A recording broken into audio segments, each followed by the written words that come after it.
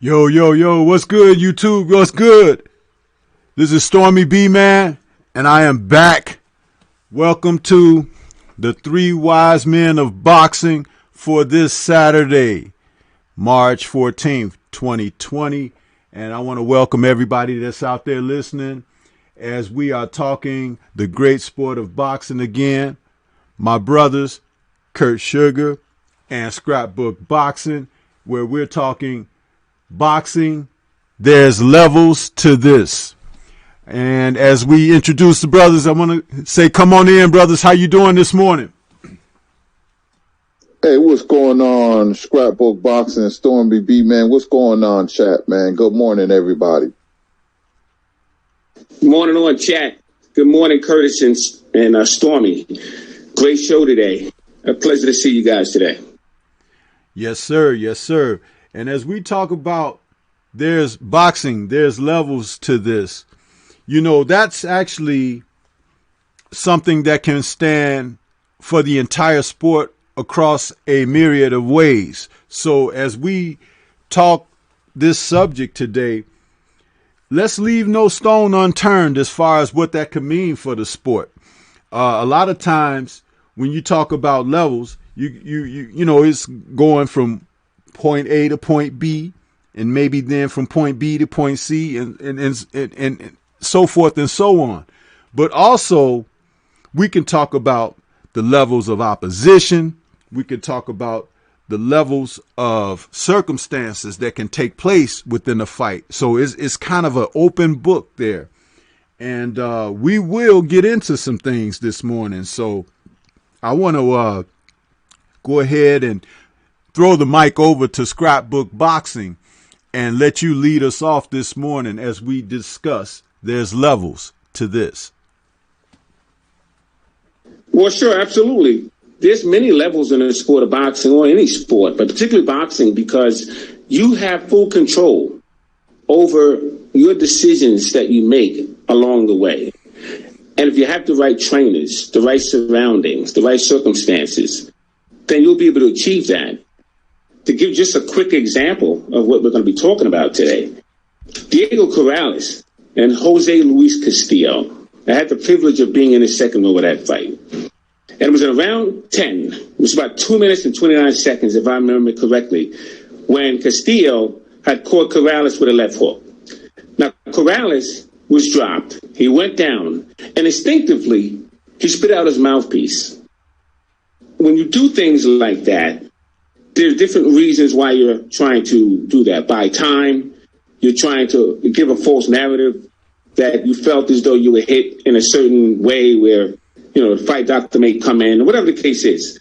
But with Corrales, he was very, very intelligent in doing something like that because it bought him some time. And when he went over to the corner, Tony Weeks picked up the mouth guard, brought him to a corner. And his trainer, Corrales' trainer, who was Goosen, he actually bought some time. He tried to wash out the mouthpiece. No, he's not supposed to do that, but he did it anyway. He was trying to have a conversation with the referee as to, you know, what's going on and so on and so forth. So it bought him some time. So the mouth guard went back into the mouth. Weeks brought both men back together. And Corrales got caught again. This time he took out the mouth guard. And when he took out the mouth guard, Tony Weeks picked up the mouth guard, explained to Corrales that he's deducting a point, took him over to the neutral corner. And this way, what had happened, the cornerman, you know, he actually said, you know, what's going on? Goosen was trying to buy a lot of time. And finally, he had one more opportunity to go down and the fight would have been over. And this time, Castillo, you know, he left his guard down. Corrales caught him with a hook, went against the ropes, and instinctively, Castillo caught Corrales with a left hook, it was a right hook actually, to the body, because he tried to take away another left hook that could have got him in trouble. This is when you're thinking in the ring. But Corrales was very determined, and he knew if one more knockdown would occur in his behalf, fight would be over. Took him to the ropes, and he stopped him. The levels to this is thinking in the ring. When you're in trouble, when your corner can chime in into trying to delay time. And that's a very good example of the discussions that we'll be having today. Yeah, excellent, man. An excellent breakdown of the circumstance and of a moment that was in recent memory in the history of boxing. Kurt, what do you have on this? Well, this is a very interesting topic because, when we say there's levels to this, there's layers and layers that goes into the game of boxing. It's a science. People see it as a Pier 6 brawl, but there's a science to it. There's a psychological warfare going on within a fighter's own brain. Case in point, June 22nd, 1938, I've been bringing this fight up a lot. Joe Louis versus Max Schmeling. Max Schmeling 2 years before annihilated Joe Louis. Overhand rights, knocked Joe out. The rematch 2 years later, but before the rematch, let's talk about this. It's the mindset of a fighter. Joe Louis, after he beat Braddock in 1937, he said that I'm not champion. He didn't feel in his heart of hearts like a champion because he had to avenge the man who defeated him. And see, that was Joe Louis' mindset. That was the mindset of a fighter. So when he fought Max Schmeling and when he was getting his hands wrapped, he was already what I call in the zone, possessed, because a sports reporter asked him, how many rounds, Joe? And he raised his hand, his finger. And if you look at that fight, it's all on YouTube. Take a quick look at it. It only went one round. Newton failed. He went out there and he didn't change his style. He wasn't Willie Pep. He was Joe Louis. But it was Joe Louis determined. You cannot lose this fight in any circumstances. There's no room for excuses. So he went out there and pummeled and cracked Max Schmeling vertebrae and knocked him out viciously where they threw in the towel. That was it. And sometimes when a fighter loses a fight, people want to change him. He should talk to this person and that person. But see, it didn't happen to Joe Louis. It was Joe Louis' mindset. It was his determination. It was just something deep within him said that by any means, I have to win this fight by any means. And that's what he did. Yes. And as we look at the screen, there's a photo from the famous fight between Louis and Schmeling too. There's another aspect of that too, Kurt, as I reminisce on that particular fight.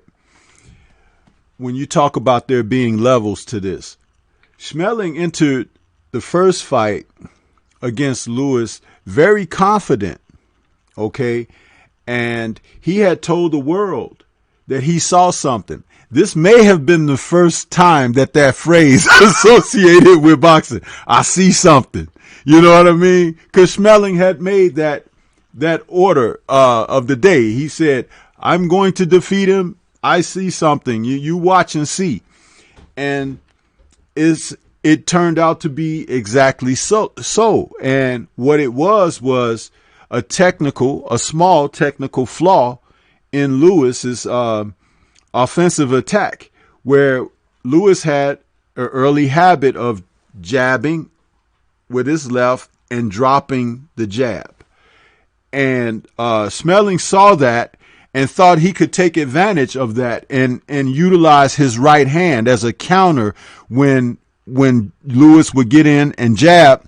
Because remember, in those days when they fought, for whatever reason, and when you watch those matches, the fighters always fought in a closer approximation. They didn't stand way apart from each other and spread their legs like these guys of today.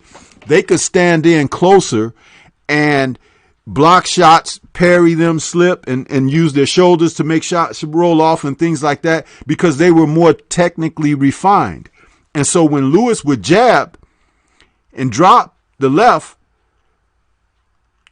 Schmeling thought he saw an opening. And he did. And he was very effective in that first fight. And he could hit Joe at will with that right hand. And after a few of them, Joe was stunned, and he ended up taking Joe out. Now, the funny thing about it is this. When we talk about this show today, we're speaking on there's levels to this. See, that was one of those levels where you actually take the opportunity to study your opponent, okay, and take in what the weaknesses are and or the mistakes that they make, and see where you might be able to capitalize on them. And when you're able to capitalize and exploit those weaknesses, especially when no one else has done it before, it puts you in a certain place of respect because you have did your homework on the opponent. And in that, there are levels. And so as we talk about this, please come in, Scrapbook, and take that further as I pass that baton to you about the technical exploits that Schmeling was able to take advantage in that first fight, and how Lewis had to go back home, study up, and clean it up so he could come back and have the victory that he had. Scrapbook, you there? Yeah, can you hear me now? Yeah. Yeah. Okay, I'm sorry. Yeah, the issue with Schmeling, he noticed that Joe Lewis was dropping his hands when he fought a fighter by the name of Paulino Escudon. And he didn't tell anybody what he saw. So when he got in the ring, he dropped 37 straight right hands on Joe Lewis. Blackburn at that time, who was his trainer, was trying to get him to keep his hands up. The issue with Joe Lewis, a lot of people don't realize this, he had a issue with his shoulder. It was a clavicle muscle or something that, because if you ever noticed Joe Lewis, when he walked back to his corner, he always had his arms down. It was like almost halfway behind him as he's walking down back to his corner, because he had a problem with his shoulder. And that's why he always had his problems, with dropping his left hand. But they corrected that as much as they could. In 1938, after Joe Lewis had won the title in 37 over Broderick, he didn't feel like Curtis said he was champion. It all became mental after that. They didn't have to make as many adjustments as they would with average fighters. It was all mental. And so once he got into that ring in 38, he went right to Schmeling. And a lot of times that's all it takes, because you already have a reputation of being able to punch and throw combinations and take a man out. But it's all mental at that point. And Joe Lewis seemed to lack mental gameness in the first fight. But in the second fight, when he took it to Schmeling, Schmeling couldn't control Lewis. And that's pretty much what got him out of there. So mental is 100% necessary when you're going into a fight, especially a rematch, because a man is going to try and dominate you because he beat you the first time. But if you're mentally strong, if you have determination, and a lot of time what it takes is going back to the very beginning as to why you first put on a pair of gloves. Because a lot of times you'll develop a following and you're fighting for them. You have to fight for yourself. There has to be a reason why you're doing this. So mentally, Joe Lewis got stronger. He had a reason and a purpose, and that's what got Schmeling out of there in 1938. Absolutely, man. And what a time in the sport where, we were getting ready to go into a major war and everything, and seeing these fighters and how they're, being presented against one another and what that meant symbolically and everything. And people really stood behind these fights, and they had a fire and an aura that many fights that would come along through the pipeline in boxing history would mimic for different circumstances and different reasons. Kurt, give us another example with your memory on fights where we had to understand in retrospect how the levels of this in boxing applied to a particular match. Well, I'll give you another example that really surprised everybody was Frankie Randall versus Julio Cesar Chavez. Now, let me set the table for you. Chavez at the time was Don King's cash cow. So Don King was looking to put Chavez in with an easy fight, quote unquote. So Randall had personal problems, drinking and, drugs.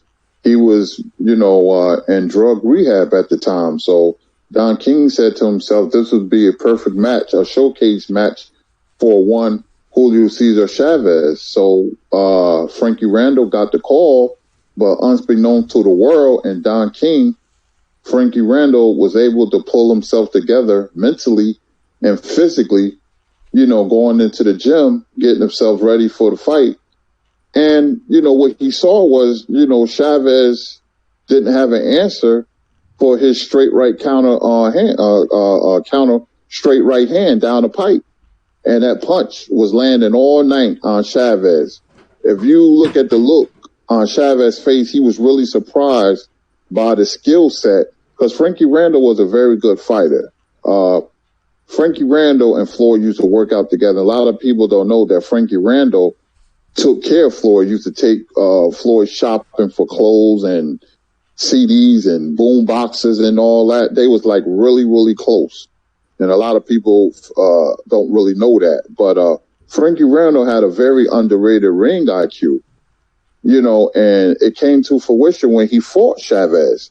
Knocked Chavez down, outboxed him, made Chavez look, foolish at times, and the look on Don King facing Chavez, they couldn't believe it. Frankie Randall, looked like an all-time great, because he said that Chavez was predictable, and he proved it. And Randall was what you call in boxing terms, a sneaky puncher.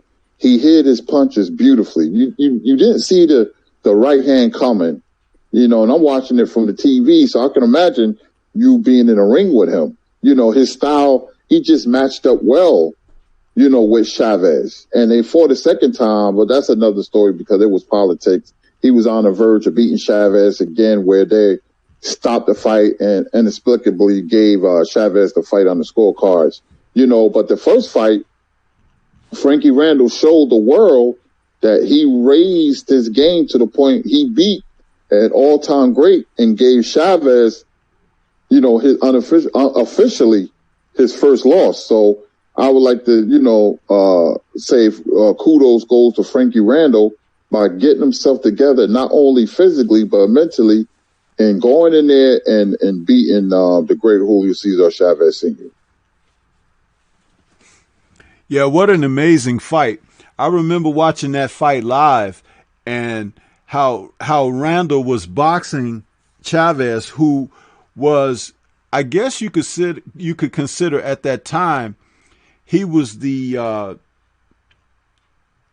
prototype fighter that could cut the ring off on an opponent and look to wear him down and things like that. But Randall boxed magnificently against Chavez and was giving him angles, and he had just enough of that power to make him respect him. And he knew how to use it. It wasn't like he went in there and was trying to go to war with Chavez, because every bit as Chavez was trying to routinely go about breaking his opponent down, Frankie was doing the same thing from the opposite side. And that's what Chavez didn't know. He was setting traps for Chavez. Usually guys would be on the defense for Chavez, but he was setting traps for him. And with those, I remember him throwing like short double hooks and turning, and Chavez would have to reset his feet. And when you have to reset your feet, you can't throw at the same time because you need the leverage, to push off and get your shots off with any type of power or whatever. It was more than just turning a guy and having him follow you, but you were making him pay for every time he had to shift an angle or twist and turn. And again, when we talk about there's levels to this, a master boxer like a Frankie Randall, who understood that, as Kirk said, he had a very high ring IQ. He can exploit a fighter like Chavez because of this. And he used his athleticism, but not in the sense of just being athletic. He used it as a boxer. Scrapbook, could you tell us more about that and your impression of Randall's performance in that fight and what we're talking about as it pertains to being levels to this. Sure, absolutely. Julio Cesar Chavez was always a sucker for a right hand, like Jack Dempsey was. The issue with the opponents of Chavez, they couldn't exploit that. Now, Whitaker was a southpaw, so you can't include him in this equation. But when you look at Roger Mayweather, who's a devastating right-hand puncher, the issue in that fight, or both of those fights, is because Julio Cesar Chavez was able to take his punch. And that discouraged Roger Mayweather. I believe the first fight was Chavez's debut in the country, or at least, being notarized as a force to be reckoned with. And Roger Mayweather just couldn't stop Chavez. When you look at Frankie Randall had a beautiful right hand. He was a perfect opponent. It was just a matter of his psyche at that point. Was he up for the fight? And yes, he was. When you look at Oscar De La Hoya, beautiful straight right hand.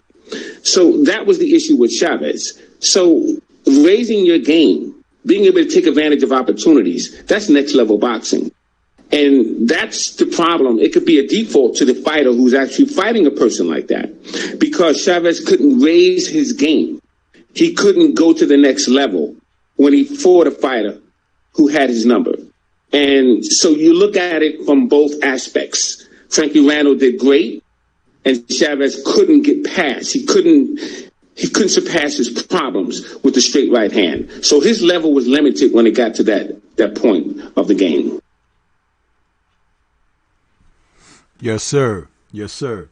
Kurt, did you have any last comments about that particular fight? That was a great fight that you brought up, by the way, because you could actually see a crescendo building in that fight when a lot of people were not even aware of who Frankie Randall was. A lot of times he was buried on Don King undercards and things like that. And I had always said I would have loved to see Randall and Whitaker fight. So can you give us a little more of your insight on the levels to the sport of boxing, what Randall brought? And in that fight in particular, since you brought that fight up, can you give us a little more on that? Yeah, well, unfortunately for Randall, when he fought other opponents, he didn't fare as well. And it was sort of a mystery, a Rubik's Cube, why Randall was so effective against a great fighter like Chavez. And because he lost to an Indian fighter named Rahalu. And I'm like, why he looks so pedestrian? But see, that's the sport of boxing. It's styles. It's you can be subpar against other fighters, and this one particular fighter, you can be great. Take into account, Vernon Forrest, and we'll get back to Randall. Vernon Forrest, can, look great against Shane Mosley, and then he go out and lose to a fighter like Ricardo Mayorga, who had no business beating a technical fighter like Forrest. But see, that's boxing. Sometimes it's not meant to be figured out. It's weird. That's why I love the sport of boxing. You look at Frankie Randall, because Floyd Mayweather, used to agitate Randall and Whitaker, because Randall and Whitaker, they didn't like each other. And Floyd Mayweather was in the middle. So he was kind of amping both guys up. And they was going to fight, but it never came to fruition. It would have been an interesting fight, but I will have to give, the advantage to Pernell Whitaker, and, because Floyd used to, Frankie used to teach Floyd, and Floyd used to spar Pernell, but Frankie Randall was a very strange fighter, because he looked like a Hall of Fame fighter when he fought Chavez, and when he fought other fighters like Primo Ramos, fighters like that, and Rahalu, he looked at very average. So you could say styles, or it's just something within the fighter's heart. He gets up for one particular fighter, or certain fighters, a la Holyfield and Tyson, and there's been other fighters who got up for certain fighters. So, that's my take on Frankie Randall. And that's interesting, because just as we speak about the levels to this, most people might even take that in as to the levels advancing and ascending higher and higher. But as Kurt just spoke about, the levels also transition to a fighter dropping off.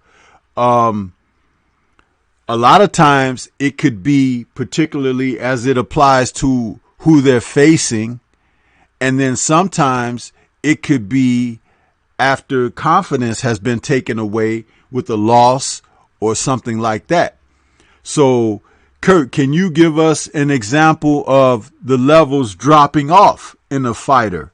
Because that was a tremendous segue into that, as we have fighters who have fought at a certain level and then their levels drop off.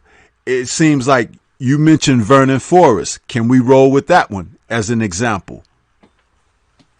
Absolutely. I'll give you another example. That would be another strange fighter who looked great in certain fights and then looked very pedestrian and bad in certain fights.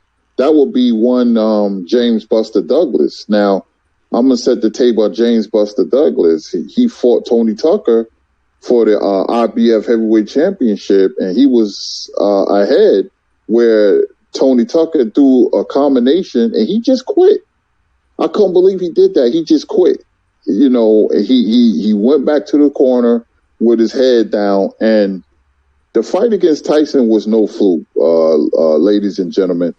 James Buster Douglas was a great athlete, played football, basketball, other sports. You know, he was 6'4", 230, could move very fluidly, could box, had a beautiful jab, double jab, could move left to right. We seen it on February 10th, 1990 against Mike Tyson. That was no fluke. The average boxing casual would say, well, that wasn't Mike Tyson. You know, he was gallivanting with women. He was messing around. He wasn't in shape, you know, and just like you said, you know, they say the only person that could beat Mike Tyson, and Larry Merchant said, yeah, with a lot of help for James Buster Douglas. I thought that was funny, but, you know, James Buster Douglas never fulfilled his potential. His father, Billy Dynamite Douglas, was a middleweight, you know, and Douglas had great genes. I mean, he got the Tyson fight. He fought Mike Tyson and Michael Spink's undercard. He fought a up-and-coming heavyweight from Texas named Mike Williams. He had like a beautiful physique, sort of like Ken Norton, and he used to like poke his chest out in every fight. So they was using James Buster Douglas as a stepping stone, and because Mike Williams was going to get the fight. So Douglas knocked Mike Williams out with jabs. And Douglas looked just like an old heavyweight contender from the 60s that Ali fought named Doug Jones. They looked like brothers, you know, and Douglas looked good that fight. So he was able to up his level because one fight he looked good, he was up and down. And then the next fight he didn't look so good like Vernon Forrest. And when he fought Mike, you know, he was great. You know, you could see the talent. So I put James Buster Douglas in that category of raising his level in one fight, and then a fight two or a fight before that, going down and fighting to the level of your competition. It's weird how that happens, but that's the sport of boxing. For anyone who doesn't know who Mike Williams was, he got the role of Union Kane in Rocky IV. That's a little footnote and tidbit for people who wanted to know who Mike Williams was. Played Union Kane in Rocky IV. Scrapbook, would you like to come in and offer something on that, what Kurt was just cooking on, regarding like Buster Douglas being an example of a guy fighting down in the levels? Well, yeah, it's just we're staying on the topic of Buster Douglas. That's the issue. Buster Douglas was a B-rated fighter. He was an athletic fighter. He had the gifts and the abilities to be an A-rated fighter. The issue with him, mentally, he lapsed. I believe, just like Marvin Frazier with his father, R.I.P., Joe Frazier, he wanted to fulfill his father's shoes. So I don't think boxing was 100% in James Buster Douglas' heart, as I don't believe it was in Marvin Frazier's heart. I believe that James Buster Douglas got away with as much as he got away with because of his athleticism, and he was genetically inclined. But I don't believe he had the mental attributes to get to the next level in the middle of a fight. That's why he quit. And like Curtis said, 1987 with Tony Tucker, it was for the vacant IBF heavyweight championship belt. That was stripped. They were getting a tournament going because Michael Spinks decided to fight Jerry Cooney, so he was stripped of that belt.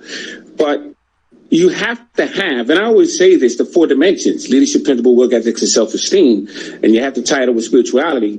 There's a level at a point in your life you have to be able to get past in order to make it to that A-graded level. And James Buster Douglas didn't have that. What gave him that in 1990 was the fact that he had reasons.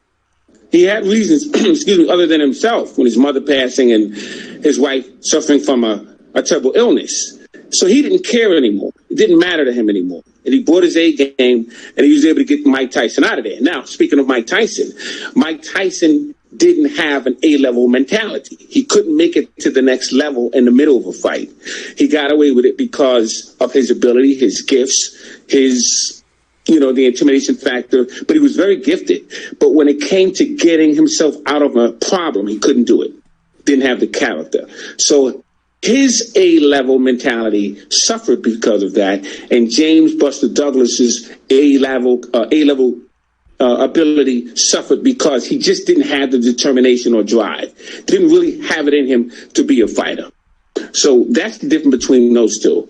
But I want to jump into another fight, and you have it on screen, and that's a perfect segue into a man dropping down on his level with Julio Cesar Chavez and Meldrick Taylor. I was fortunate enough to be in the second row of that fight in Vegas. And Taylor, he just didn't have the punching power. He was a featherweight in the amateurs, always a featherweight, bantamweight, and he was trying to jockey him around and get him into positions because the entire team of main events already had their weights established. So they were moving Meldrick Taylor up and down all over the place, and he couldn't punch past 135. But they didn't make him 135 because they had Whitaker there. So they jumped him up from lightweight all the way up to junior welterweight. And he just couldn't get past that. Now, he had the heart, determination, and everything else that I mentioned. He just didn't have the punching power. He didn't have the IQ to know how to box his way out of a problem. He had the slug because he had the Philadelphia's mentality. So that's another good example of being able to raise your game. He wasn't able to do that because he didn't have the punching power and he didn't have the discipline. As to Chavez had that discipline. Chavez would continue until you killed him. That's the kind of person he was. Roberto Duran was the same way. Chavez's issue is he couldn't take a straight right hand. And that's what hurt him in the Randall fight. But those are just examples of raising your level, up or down. You got something on that fight, Kurt?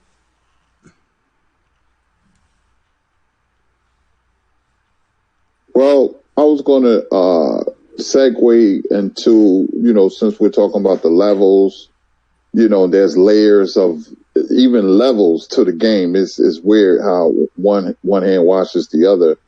There's been certain fighters throughout history. Even Roberto Duran can look great in one fight and look pedestrian in another. When he beat Sugar Ray Leonard, in Montreal, June 20, 1980, he looked great. And then he fights Kirkland Lane, and I believe that was the upset of the year. He looked very bad. Sometimes Duran, fought with no energy at all. He quit against Sugar Ray Leonard. So, just because you're a great fighter, that doesn't mean that, in your career that, you fought down to the level of your competition. So I would like to add, the great Roberto Duran in there as well, but he accomplished so many things that you wouldn't think that he would be in that category, but, he lost to Benitez. Benitez was a great fighter, but, he quit one fight and he lost to Kirkland Lang in another fight when he was outboxed. So, he was counted out against Davey Moore, and that was one of his greatest moments, as a fighter when he beat the hell out of Davey Moore at the Garden in '83. So Duran, There's another one you can put in there. It's weird how you can put great fighters in that category, but we're talking about a whole career, so you could put Duran, in that category. But I want to talk about another fighter who had a deep reservoir will to win, and he might have been the best at it ever, and that was Sugar Ray Leonard, man. He made his bones by coming back and beating Hearns after losing a grueling fight with Duran. You can devise a game plan or go on impulse. You don't know what you're going to do until you're in the ring. He was great at it, man. He could improvise like no other. Leonard had this thing, man, a deep, deep, deep reservoir of will to win. And that's something that you can't teach. Only a handful of fighters have that.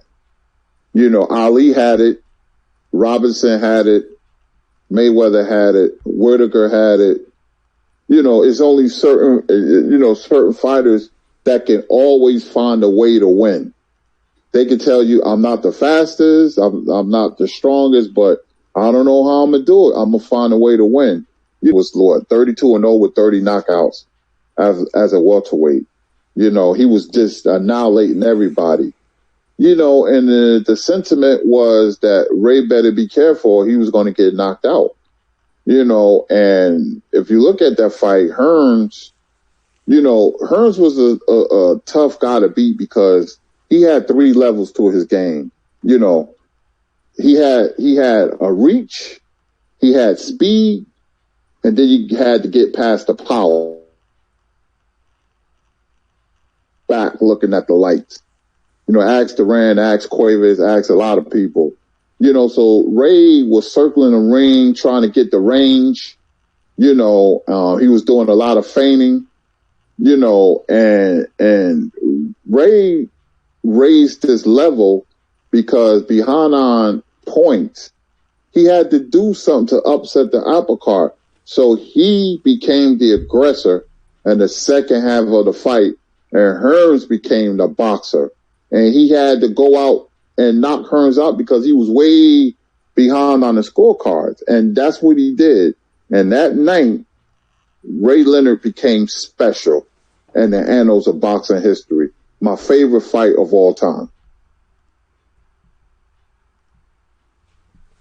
The fight between Ray Leonard and Tommy Hearns was, it could be considered the penultimate example of there being levels to this. When Hearns and Leonard faced off as champions against one another, Tommy Hearns came into the fight as a boxer who had a tremendous right hand. He had great lateral movement. He was like the future. I think he was 22 years old. Kurt might be able to correct me on that. And Leonard had already had his first. Yeah, he was 22 years old. Yeah, and he had already had that loss to Duran. Am I correct in that, Kurt? Because my years are getting mixed up. Stormy get a little foggy. But what I wanted to say. Correct. Yeah, thank you, Scrap. And what I wanted to say was that the fight began as Leonard and Hearns trying to fill each other out and everything. But Hearns, with his boxing ability and being very much a threat with his right hand, Leonard was having difficulty. And so we saw as the fight unfolded, and thank God it was a 15-round fight, because maybe in a 12-round fight, you don't get the same type of narrative. But these guys were competing at a such high level that they switched roles within the fight. The boxer became the puncher, and the puncher became the boxer. Leonard had to change things up to become effective against Hearns. And Hearns changed things up to go on the defensive against Leonard. And it was like to see a tremendous ebb and flow in a fight with young fighters. These guys are in their prime. I think Leonard might have been, how old was he, Kurt? 26? 26 and Hearns was 22. Yeah, see, and thank God, at least I'm retaining some of this so I can speak properly on it. But to see these men, and remember, 22 and 26, how old are these guys fighting today and haven't faced quality opposition? We talk about them going into their 30s and everything and still ain't fought nobody. But I digress. What I was trying to say here is the talent really came out because they were young enough in their prime and could actually bring to the table what was there, whether it was the teaching and coaching from their trainers, whether it was the experiences from the battles that they had up to that point, whether it was having, like in Leonard's case, suffered a defeat already. So it's like you're not protecting something that isn't there. It's like you can go for it. Levels, changing the levels within a fight.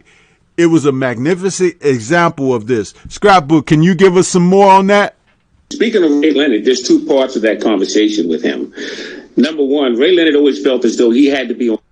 When he fought Duran twice in 1980, Salvador Sanchez fought Danny Little Red Lopez twice in 1980. When Hearns and Leonard faced each other in 1981, Salvador Sanchez and Alfredo Gomez fought each other in 1981. But with Ray Leonard, he understood psyche. He took a page out of Muhammad Ali's book because he realized he was in there with a puncher.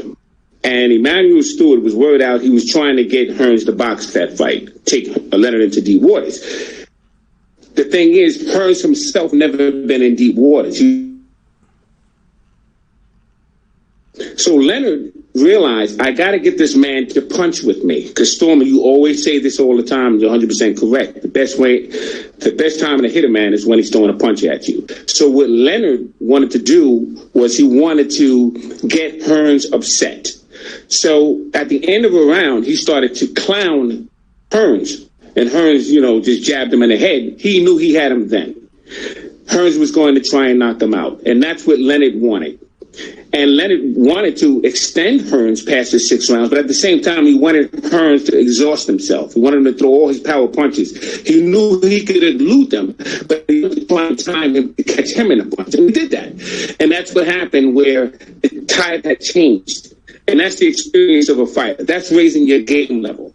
Hearns didn't have that experience. It was all mental. Hearns wanted to get Leonard out of there. Leonard wanted to try and get Hearns to the waters and all they do, they illustrate and Hearns, and this was to get him out of there. And he was successful in that. Absolutely, man. And if I might add real quickly, I'm sorry. Go ahead.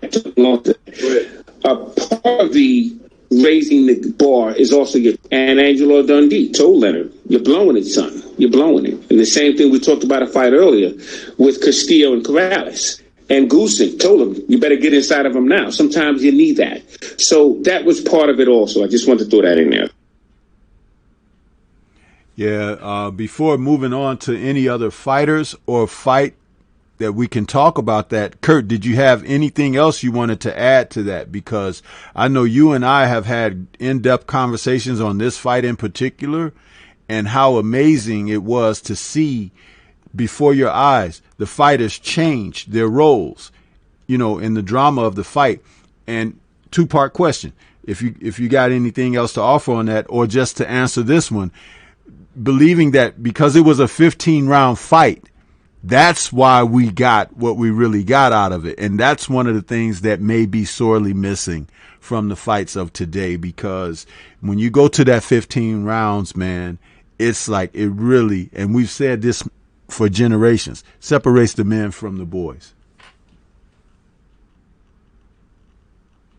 Absolutely. But I want to talk about, close out Leonard and Duran. But before that, I really thought that the loss to Duran really helped Leonard. I don't believe in moral victories, but in this case it's different because people knew Ray was a very good fighter when he beat Benitez. But, there was a thing around Leonard saying he's a pretty boy. He was given, somehow was gifted the Olympic gold medal. We don't really know how tough he was. Duran was from the streets of Panama. and we're going to see how tough he really is. After fighting Duran toe-to-toe in a grueling 15-round fight, I mean, that fight was so close. I knew Leonard was special. And if he didn't have that fight with Duran, he would have never beat Tommy Hearns. That fight really prepped Leonard's career. It really helped him. The two fights with Duran, they fought again later on. But, that fight in Montreal, the world seen how tough Leonard was by standing toe-to-toe with Duran for 15 rounds. And Leonard had a very underrated chin, and he was tough. He was one of those pretty boys that can fight, man.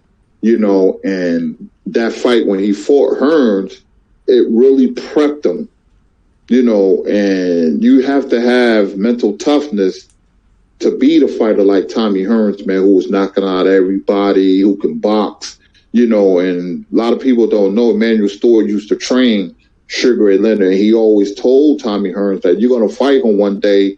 Watch out for Ray's left hook, and watch out, he's very strong. He's a lot stronger than people think.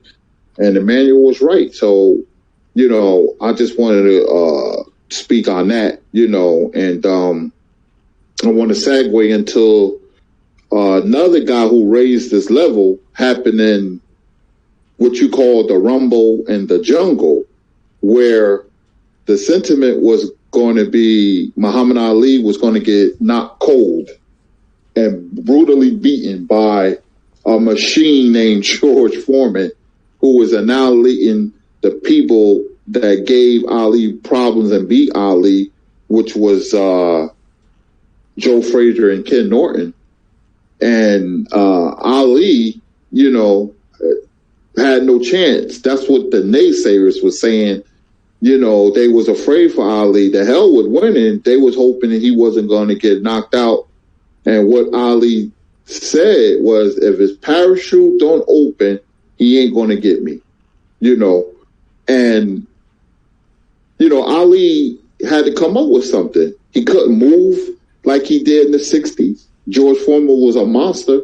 The strongest fighter I ever seen in my life in 46 years of watching boxing. What was his record? 40-0 with 37 knockouts? I'm just guessing, something like that. George Foreman. And Ali came up what you call the rope-a-dope. It was something like right scrap, something like that, 40-0 with 37 knockouts. And I think that's about. Oh, okay, thanks. And Ali came up with the rope-a-dope. Now, none of you kids tried this at home. Ali languished against the ropes and let Foreman punch himself out because Foreman was knocking everybody out early. 1 round, 2 rounds, 3 rounds. And Ali saw that. Ali saw what nobody else saw. Ali saw a robot who wasn't tested scientifically. And that's the key word, scientifically. So Ali came up with a game plan. Foreman punched himself out, and cowards, fatigue make cowards out of men. And George didn't look like a monster around about the 6th or 7th round, did he? He was just another man. And Ali hit him with a combination, and Foreman hit the floor. And, and that's raising your level. Ali that might have been his greatest moment. It's so hard to say because he had so many, but he wasn't expected to win. So Ali raised this game and beat a guy who was deemed invincible. Well, yeah, just to add to that, what you have to understand, first of all, Ali took a page out of a fighter by the name of Johnny Dundee. He's my ranked number 9 fighter, greatest of all times. And Johnny Dundee would ride the ropes. At that time, they had 3 strands. They would have one on top, one in the middle, and one on the bottom towards your ankles. And what Johnny Dundee would do would take his right foot, he would put it on the outside of the bottom strand of the rope. He would sit on the second strand, and his neck would straddle on the top. And he would move in time, and he was a master. No one better than Johnny Dundee when it comes to that. But what Muhammad Ali was doing, Muhammad Ali was riding the ropes as well. And if you notice, if you look at that fight again, George Foreman was a he called him the mummy, but he would swing his arm very wide. You could telegraph his punches, so he would move his head out of the way while he was on the punch. He didn't take a lot of punches to the head on the ropes. He caught a lot of body punches, and that's what caused the urination, bloody urine. But he was beautiful at timing the punches. Ali was a master at that. So he was able to get on the ropes, and he was able to evade a lot of the punches while he was on the ropes. That takes a master, because you're talking about a man with, I don't know how many pounds of punching power he has, but he could punch.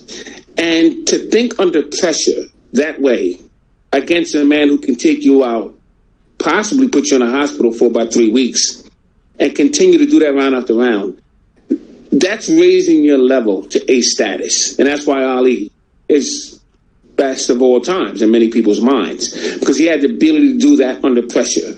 But he was a master mental fighter with Muhammad Ali. It's a great example, Curtis.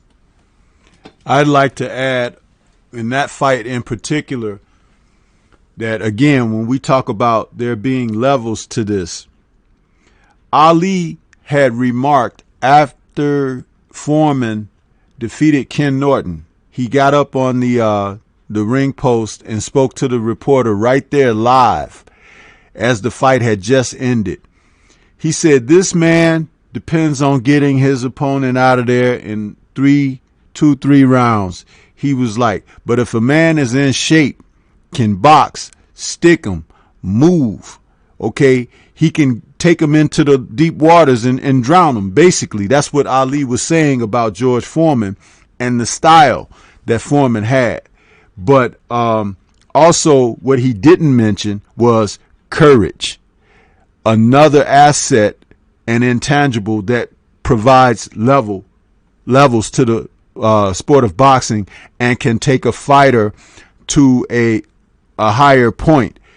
In the fight with Ali and Foreman, Ali came out in the first round and hit George Foreman with about 8 or 9 right hand leads, something that had never been done to George Foreman before.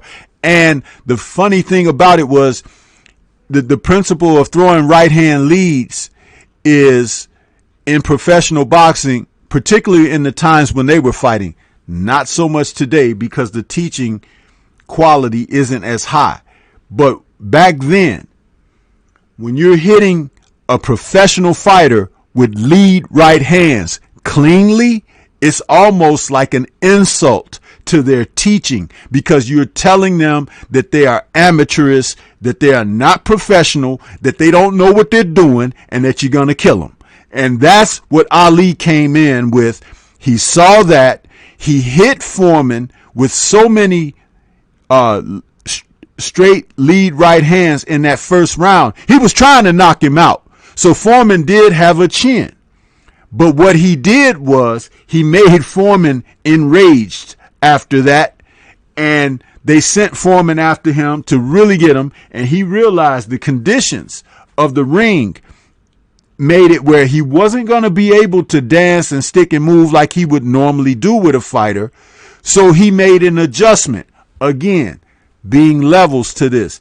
On the fly, Ali decided that what he would do would be to conserve his energy as far as moving and start to use the science of boxing. The shortest distance between 2 points is a straight line.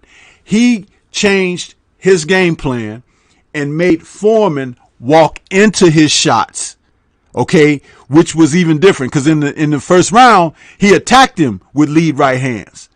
But now he's making Foreman walk into his straight jab, and Ali had a hell of a jab. It was fast. It had a snap on it, which when you throw that jab, when your knuckle and your palm is turned, when the punch extends, your knuckle and palm is toward the floor. Okay, so that's turning the shots against the opponent's face, which is, if you look at Foreman after that fight, his face looked like a mask. He didn't look like George. He looked like a Van Gogh rendition of George's face in a painting. But Ali would make him run into his shots, straight shots. And with straight shots, you don't have to put a lot on them, just enough to make a guy respect. But George was wading in, and he's taking these shots and he's taking these shots. And over a period of time, if you're taking shots to your face straight and snapping your head back, you know, it takes your legs away because the pain is going down the center of your back, but your legs get a little goofy. And Ali did this.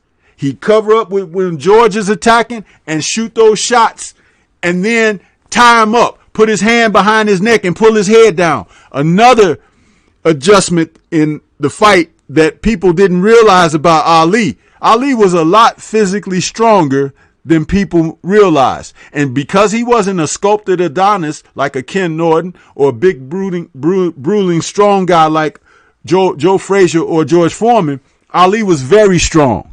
He could handle people in that ring. Again, levels to this. When you realize that you can physically grab a guy, maul him, pull him, push him down, things like that, make him tired, that is another intangible that people don't prepare for ordinarily. And remember, he made these adjustments in the fight. His cornermen were yelling at him, get off the ropes, get off the ropes. And he come back to the corner in one of the rounds. I think it was the 5th or 6th round. And Angelo Dundee was saying, what are you doing, Ali? Get off those ropes. He was like, shut up. I know what I'm doing. He told them because he could feel George's strength waning because he was manhandling him and he was running him into shots and he wasn't expending his energy. The sweet science. He took George Foreman to school that night. Okay. And this is what we talk about when you say there's levels to this.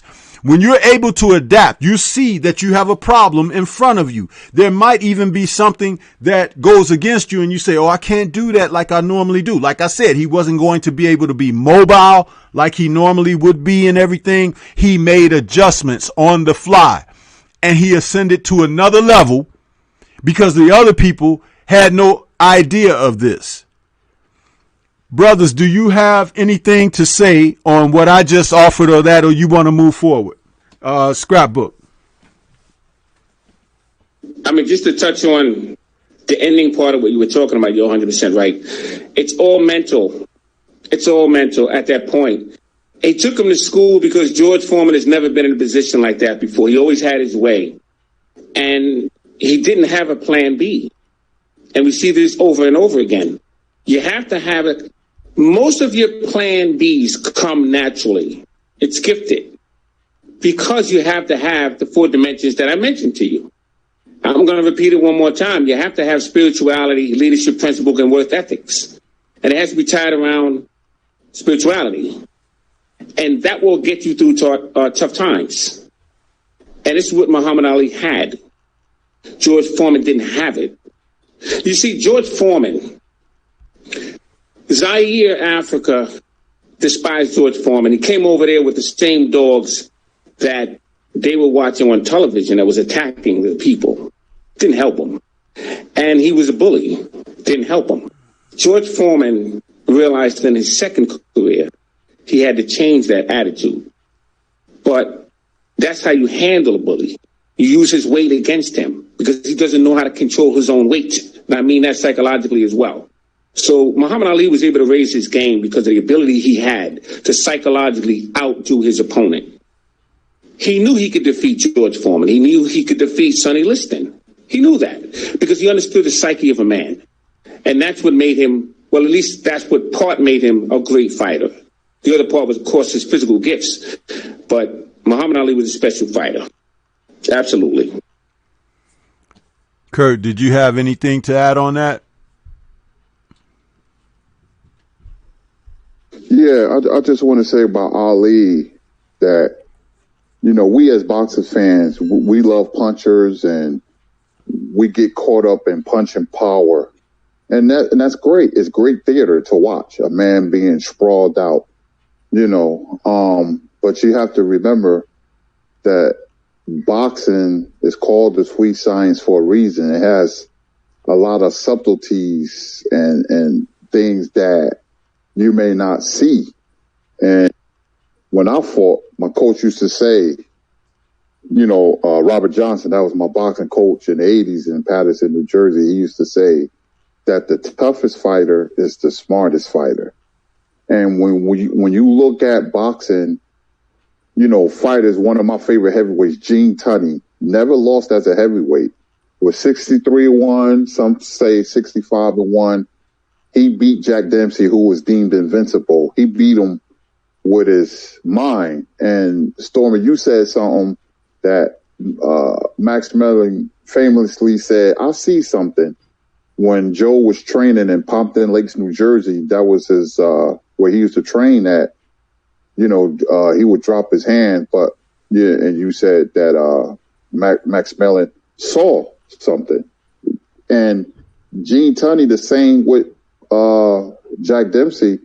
Gene Tunney saw that Jack Dempsey was a sucker for a right hand. Gene Tunney was the opposite of Jack Dempsey. He was a very smart fighter. So my point being, have cardigan sweaters, used to sit on his porch and read literature. I love a knockout fighter because it's exciting, Mike Tyson and Sonny Liston. But we recently seen a guy who relied on his power and was badly beaten by a scientific fighter who came from a scientific gym and who had a scientific trainer. That's boxing. And when you look at all the matchup throughout the years, Hopkins and Trinidad, I'm just throwing fighters out there. Randall Chavez, who we talked about, Leonard Durand, Holyfield and Tyson, Ali and Liston, Ali and Foreman. All those guys who won those fights was more scientific than who they beat because they didn't rely on their power. But I want to segue into another fighter who raised this game, and that would be Antonio Tarver versus Roy Jones Jr. Antonio Tarver saw something in Roy that he was comfortable with. He used to dog Roy at press conferences. He used to talk about Roy, that how he had beat him. He was a better fighter. And it's weird how they can pick up on that and we could, and Antonio Tarver could have easily won the first fight. I felt that Roy made a big mistake when he was a light heavyweight and he went to heavyweight, beat John Ruiz and came back down and fought Tarver. He should have stayed at heavyweight because you cannot lose 25 pounds of muscle mass and be effective. Something is going to happen to your body neurologically. And that's what happened to Roy Jones. He couldn't take the punches like he did before when he moved up a weight and came back down. And Roy has heart because he gutted out that first fight. It could have went either way, but Roy had the bigger name. They gave it to Roy. But in the second fight, it was almost like a coronation where Tarver, during a pre-fight instructions, said famously, "You got any excuses, Roy? You got any excuses?" Because he knew. He just felt so comfortable. And correct me, Scrap or Stormy, wasn't Buddy McGirt in Tarver's corner? Yes, he was. Yes, he was. And see, I always say that every fight has its own personality and every fight has its own energy. And that fight, Tarver and I didn't know what was going to happen. I'm not going to sit here and lie. No, I thought Roy was going to win a tough, close decision because Tarver's style was all wrong for Roy. And some people say, "Oh, it was a lucky punch." No, it wasn't lucky because I done seen that knockout at least 50 times. What Roy did wrong was he didn't gauge the distance properly because when they both threw their shots, Tarver took a half step in and threw the straight left. And you don't get hit with Tarver's left hand. You don't do that. And he caught Roy. He timed Roy beautifully, man. I mean, that punch was right on the chin, which we call the sweet spot. That was a beautiful knockout. So Tarver raised his game because he saw something before the fight that he can exploit. And when you're a prohibitive underdog and you're that confident and you just know you're going to beat a fighter, you raise your game already without anybody knowing it, and it comes to fruition. You know, that's the premises of an upset, where you believe in yourself, you know, and you go out there and you perform, you know, because Tarver, for some reason, man, against Jones couldn't beat this man. And you could say the same thing about Ken Norton and Muhammad Ali. And this is go back what I said an hour ago. Sometimes you run up against a guy and he has your number.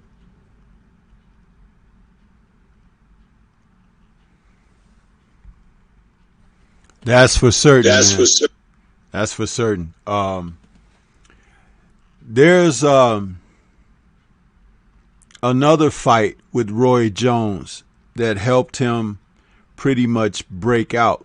And you talk about there being levels to this in boxing. And notice how I keep bringing the title of our show this morning into what we're discussing, because, again, as I open the show with offering that title can go across as an example for so many aspects of the levels of the sport. It doesn't have to be singular or one-dimensional, but it can be applied toward a myriad of things that have transpired in the sport.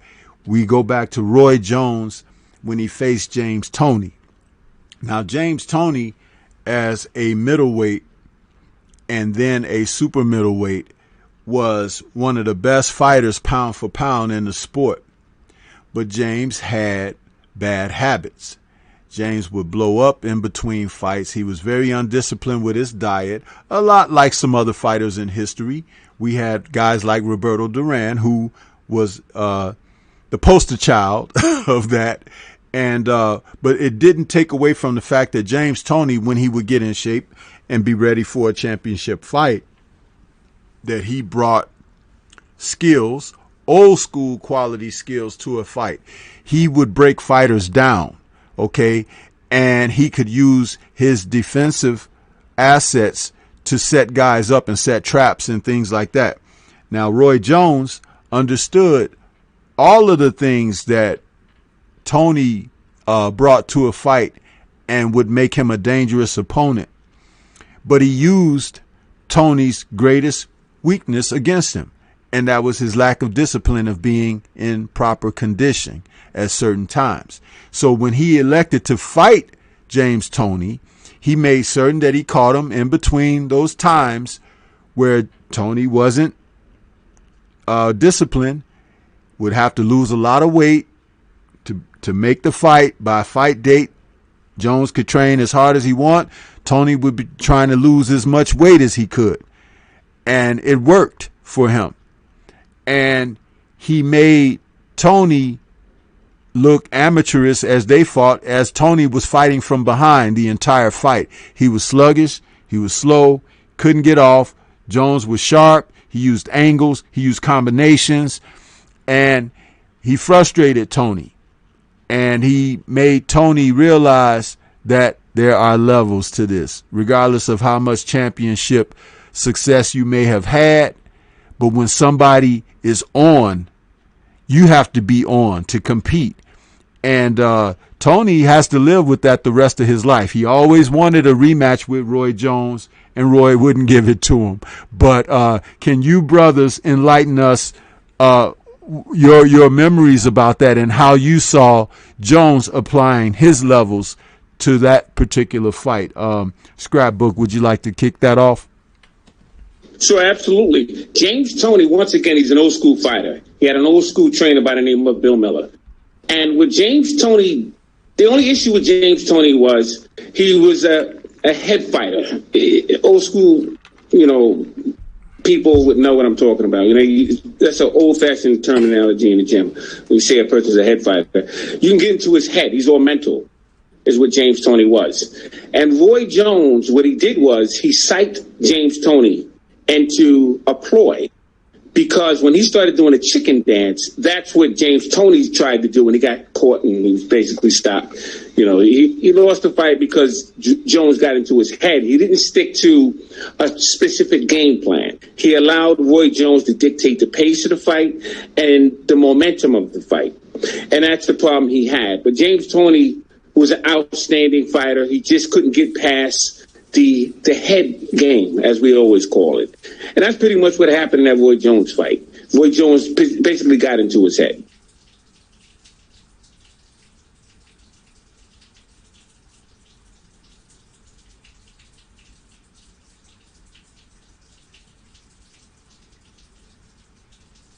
Yeah, let me say something about James Toney.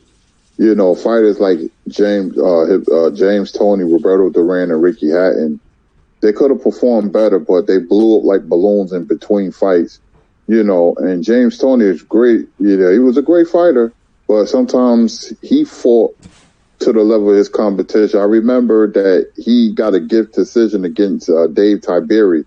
I thought Dave Tiberi beat James Toney. It was a robbery, one of the worst decisions I've ever seen in my life. You know, then he fought a very good fighter by the name of Sweet Reggie Johnson. He knocked Toney down. That was a tough fight. You know, they gave it to Toney by 1 point, I believe. But Toney could have been even a better fighter, you know, if he would have, you know, been in shape more, not only physically, but mentally. Because how you live in a ring resonates inside the ring, you know. Look at Marvin Hagler, who was always in shape. That's why he was so consistent. So one does have to do with the other. You know, how you live on the outside reflects what you do on the inside. You know, we're talking about the boxing ring. So Marvin never ate his way out of weight, you know, unlike Tank Davis and other fighters. You know, he stayed consistently, came into the fight 157 and a half. 158, you know, Marvin was chiseled, you know, Bernard Hopkins as well, Mayweather as well, you know, people, you know, this is proof that when you're in shape between fights, that's the key, that you perform better, you know, you're going to be more consistent. So, you know, it's important as a fighter that what you do outside the ring reflects what you do inside the ring. I just wanted to quickly say, Curtis, you're absolutely right about that.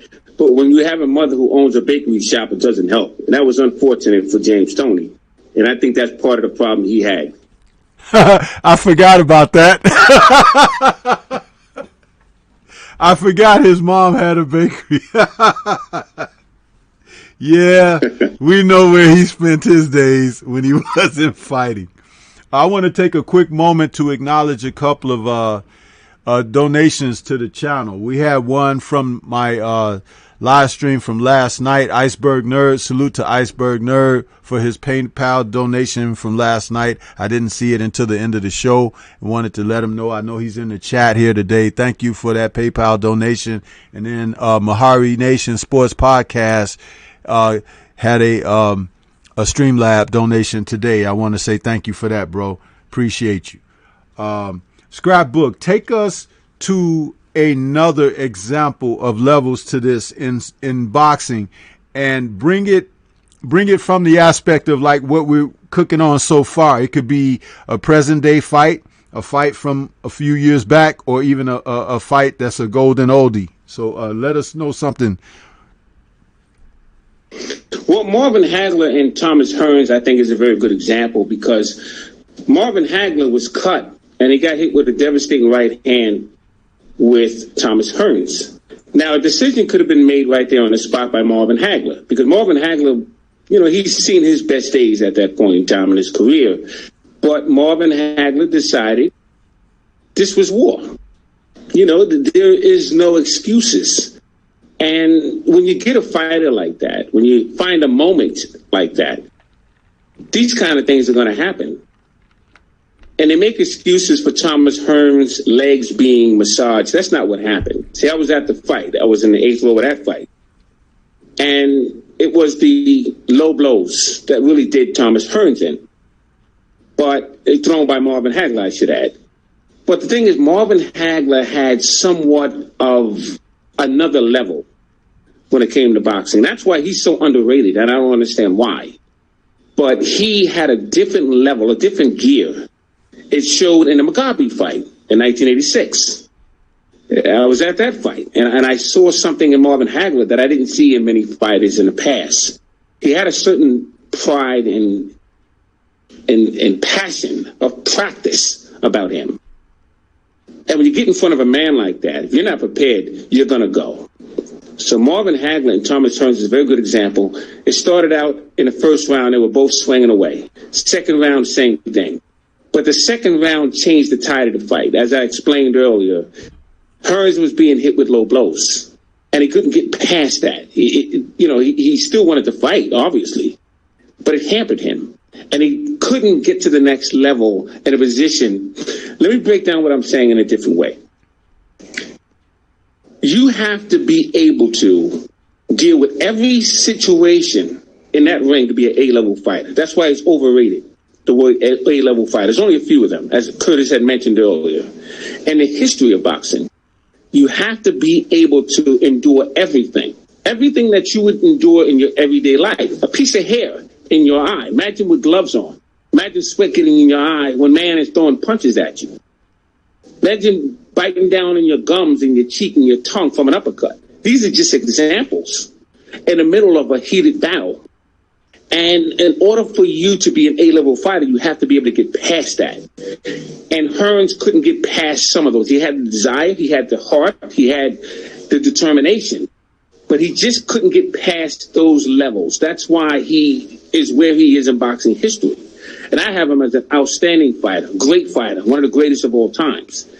But you just have to have those intangibles in order to get you past those situations. Some of the old school trainers, what they would do is they would take a piece of gauze and they would take a medical tape and they would cover one eye, let you spar for 2 rounds. Then they would change it up and cover the other eye, let you spar for 2 rounds. They would tie one arm around your back or, tape it up and let you fight with one arm. They prepared you for certain conditions, circumstances, and made you understand what you would be up against and see how you would endure that. And I don't see that today, but I just wanted to throw that out there because Hagler had what it took in order for him to be where he was. And if you don't have that, you're not going to be on that A-level scale per se.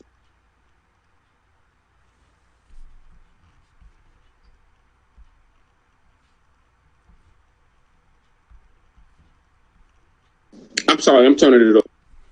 Go ahead, Kurt. What you got? Well, somebody mentioned this name in the chat. Mahari, I believe, Abel Mahari. There was a fighter from Philadelphia named King Zaire Rahim. He raised this level when he fought Eric Morales. Now, this was supposed to have been a walkover for Eric Morales. King Zaire Rahim didn't have a lot of power, but he was a very good technical fighter, and he upset Eric Morales to the chagrin of many people. I didn't see that fight, I didn't see that upset coming. I picked Morales to beat him, but King Zaire Rahim's style kind of reminded me of a poor man's Pernell Whitaker. He gave angles. He was good. He just frustrated Eric Morales, and he won. His career didn't take off after that for reasons unknown. But I just wanted to, shout out King Zaire Rahim. I try to think of fighters who raised a level that we might have forgotten. And speaking of raising levels, I want to say this as well. Because this takes patience and intelligence. Juan Manuel Marquez, when he fought Manny Pacquiao, was looking for a certain punch. One punch. He was looking to time Manny Pacquiao. And he timed him, and they fought 4 times in a classic rivalry. It's a throwback rivalry. Great fighters. 2 great fighters. Manny Pacquiao and Juan Manuel Marquez. But that 4th fight, well, Pacquiao feigning, but he was feigning in a pattern. And he came in with his hands down right before the bell, and Marquez was looking for that straight right hand, and it landed flush, and Pacquiao went down like a sack of potatoes, man. And see, that takes patience. That's ring IQ,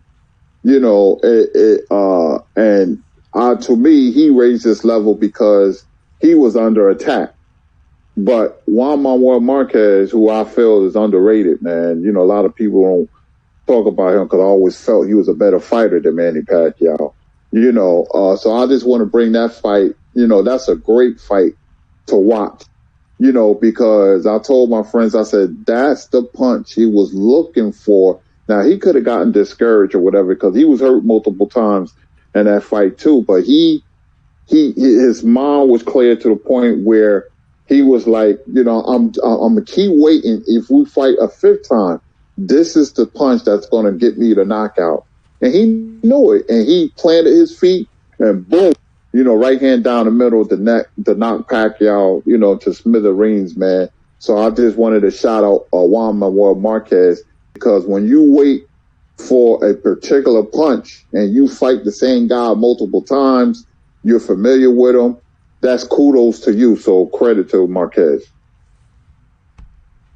I want to get back to that fight. I just want to drop back one moment, Curtis and Sommer, if you don't mind. King Raheem, he was a Philadelphia fighter, very, very good fighter. He was one of the three men that they thought would make it on the 96 Olympic team. He thought he would come back and he would be a superstar. And, you had Floyd Mayweather, Zab Judah, and King Raheem. But King Raheem, he had the mentality to pull that off with Morales. That was a great, great fight. And, kudos to him. But to get back to Juan Manuel Marquez and Pacquiao is a fighter you have to catch coming in. That's how you beat Pacquiao. You have to be able to catch him coming in. Because the way he comes in is in rhythm. He does the same thing over and over again. If you see how he hits the pads, after combination, he steps to his right. He goes around you, all the way around you, and he comes back. It never stops. It's the rhythm. So you have to catch him coming in because he drops everything as he's coming in. And I believe Marquez understood that. And he timed him, was looking for that opportunity all night, and he caught him. Beautiful punch, flattened him completely. That's a knockout. That's a complete flat knockout. When a man is there and you can put all the smelling salts you want and you can't wake him up, that's a knockout because he caught him flush as he was coming in. And all circuits went off. So that was a beautiful punch thrown by Juan Manuel Marquez. He's not getting up, Jim. I want to bring a fight and a fighter. Well, it's a couple of fights and a fighter into this discussion. Marco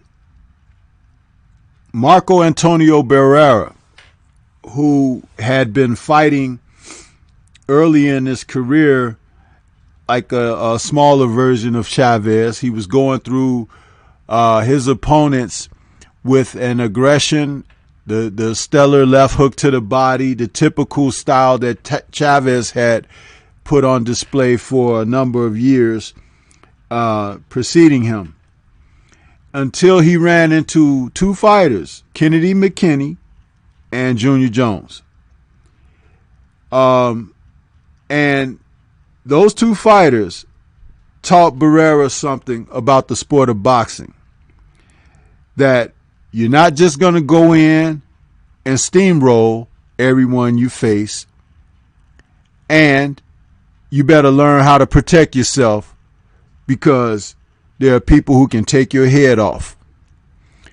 And kudos to Marco Antonio Barrera for taking in the lesson. I mentioned it last night on the chop session because the conversation kind of segued that way. But bringing it into this about there's levels to this. Barrera could have just resorted to being a fighter who would be content to just go in there against fighters that, he could look good against, like we're seeing some guys of today. Or he could go back to the gym and learn how to utilize boxing ability and boxing skills. And Barrera was able to come out of that having raised his level. And he began to work behind a very good jab. He began to utilize his left, move around a little bit, realize that he didn't have to always languish on the inside. And his left hook was still important. But the fact that he incorporated an educated jab into what he had already been successful with, it really changed his career and made him, I would say, for the long haul, last a lot longer in his career as he went on to have great performances, down the line. Again, raising the level of his ability in the ring and everything. It's an example. Now, some people may say, well, he's Mexican style, this or that. No, he's a boxer by the time it was over with. And again, you have to give credit where credit is due. When someone has suffered setbacks and had opposition, roadblocks put in their way, and they go back and kind of reinvent themselves, so to speak, and can come back and be even more successful before. Can you brothers chime in on that example with Barrera? Kurt, what you got on it?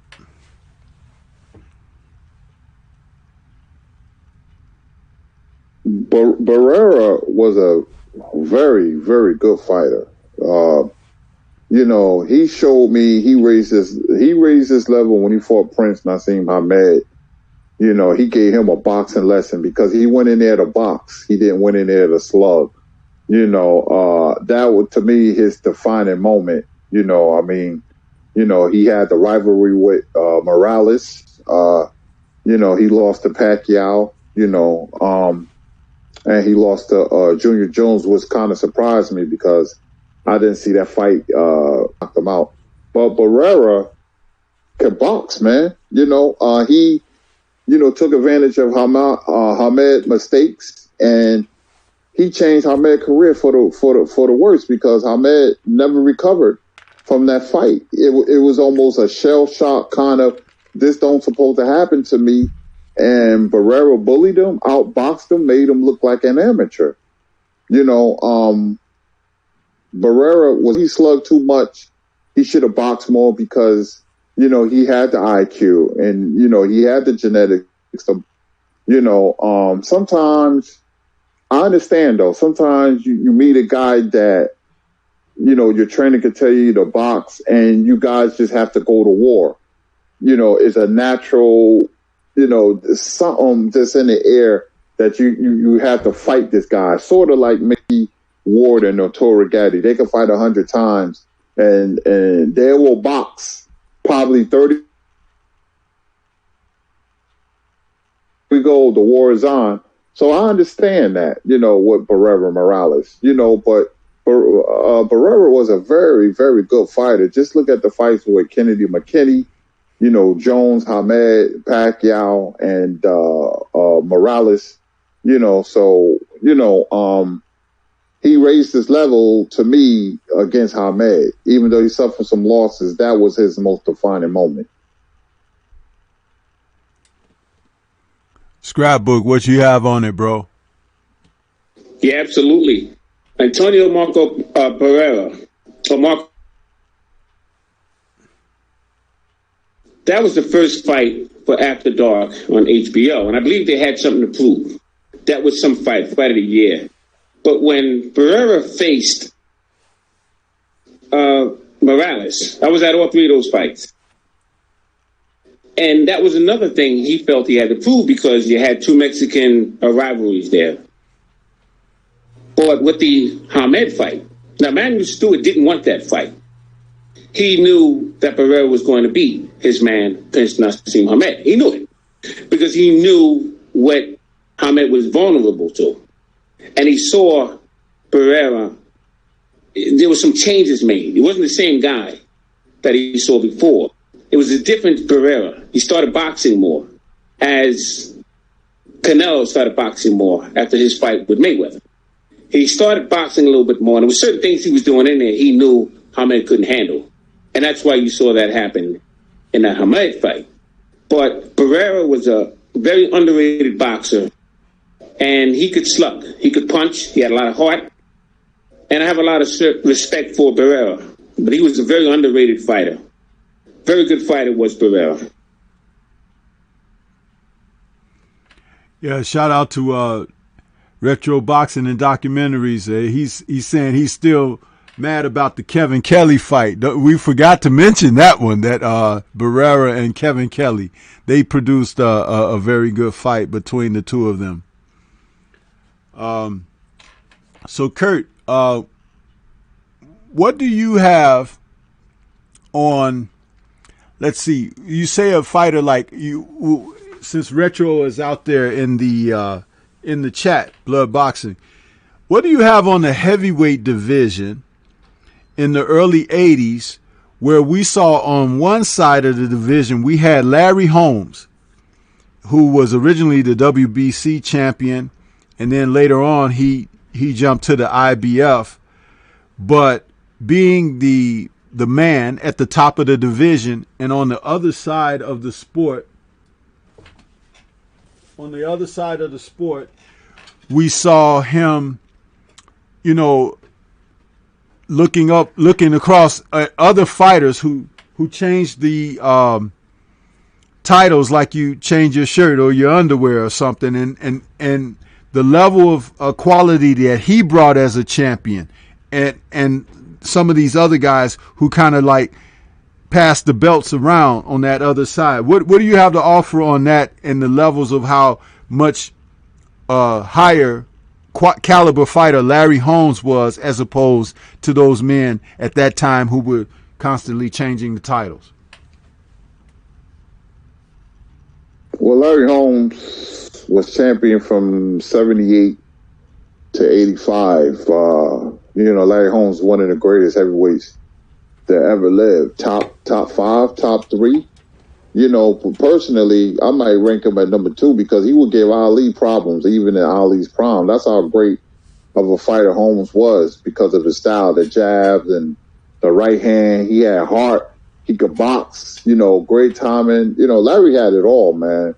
Very underrated. One of the most underrated fighters in boxing history. The heavyweight division at that time, you had a lot of inconsistencies. You had, Pinklin Thomas and, the Tony Tubbs and, the Michael Dokes, Jerry Coetzee, and, they would beat Tim Witherspoon. They would beat each other because one fight they would look good, and this goes back to fighting down to the level of competition. And the next fight, they would look like crap. There was no consistency. The only consistent heavyweight was Larry Holmes. I wanted to see Larry Holmes and Greg Page, but Greg Page weight fluctuated. They had drug problems like Big John Tate. Mike Weaver, was inconsistent. They had their moments against Ali. You had the Ronaldo Snipes who hurt Holmes. He was one punch away from becoming heavyweight champion. But Larry Holmes had great resiliency. You had Tim Witherspoon. See, they got up for Larry Holmes because they had to. Larry Holmes was out on his feet in the 9th round against Tim Witherspoon. That was a simmering rivalry. It was very personal, too. You had Mike Weaver who hurt Holmes, but Holmes always found a way to win. He had that intestinal fortitude, so he was clear head and shoulders above everybody. Look at the fight with Carl the Tooth Williams. That was a great fight. Larry had to dig deep, and come back and win that fight. That fight was on NBC Channel 4, I remember. So all the heavyweights could have been better. A lot of fighters could have been better than what they really shown. They had flashes of brilliance. Like Greg Page went to South Africa and knocked out Jerry Coetzee. Michael Dokes had his time where he showed, his great hand speed, but couldn't stay off, the drugs or whatever. He had a drug problem. So it's a lot of fighters that had distractions out of the ring, and I just talked about that. You have to dedicate yourself to when you're a fighter because it shows in the ring. They did a lot of partying, man. Pinklin Thomas, he was a no-show at this boxing show I used to listen to on the radio, Art Rush Jr. in the 80s. He used to cry for recognition. Then he stands up Art Rush Jr., one of the most popular boxing shows in New York at that time. So go figure. Plus, you have to put in the fact that cocaine was just booming in America in the 80s. So it was prevalent. You go to these parties where you coming off a victory and your manager or your boys be like, there's this party, man, we got to go to, and you take a hit of cocaine or whatever. So it was a lot of distractions. Those heavyweights was dealing with, but Larry took boxing seriously and he had a high skill set. So that's why he was champion for 7 years and he beat everybody. That's why. What about you, Scrap? What you got on that, bro? Yeah, the thing on that era, the early 80s to the mid 80s, going towards the end, you had the most undisciplined heavyweights. And it was because of what Curtis had mentioned, the distractions, the drug scene. But you didn't have the discipline, because all of these guys were very good fighters. Now, Larry Holmes wasn't the only man that sparred with Ali. You had Dokes. You had Greg Page. You had all of these guys that used to spar with Ali. Ali had them on in their training camps, trying to school them. And, they were sparring with him and everything else. Tim Witherspoon was there as well, with Aaron Snow. I used to see them all the time over there in Split Rock. And Larry Holmes was the only one out of those training camps that took the game serious enough to decide he wanted to make something out of this thing. And it shows. I mean, you look at his empire. You go to Eastern Pennsylvania, he owns almost a mile of real estate. I mean, it's incredible. But the jab he received and the lessons of training with Muhammad Ali carried him through the 80s. Because a lot of those guys could defeat Larry Holmes. But Larry Holmes was more disciplined. He had that A level that we're talking about. Beautiful jab. And he didn't quit. He was knocked down by Shavers and Mr. Snipes and others. But he had the ability to get up on hard times. And that's what separated him from the rest of those heavyweights. But when you look at a fighter like Larry Holmes, and you compare him in boxing history, he's what you want in a fighter. Because he's mentally strong. He has the tools, basics, the jab. His IQ is beautiful. He has control, distance. He understands how to he understands how to set traps. Now, I don't know if most fans really understand when we use the terminology traps. Even guys I hear speaking on this YouTube every day. I don't think they understand. It's a certain skill set that you have to have in order to set a trap for an opponent. And it makes you vulnerable. You have to be vulnerable in order to set the trap. And most people are not courageous enough to do that. That's why you don't see a lot of that today. But Larry Holmes had that ability. And that's what separated him, in my opinion, from a lot of those guys in the 80s. And that's why he was a 7.5-year reign champion. Beautiful fighter, beautiful boxer was Larry Holmes.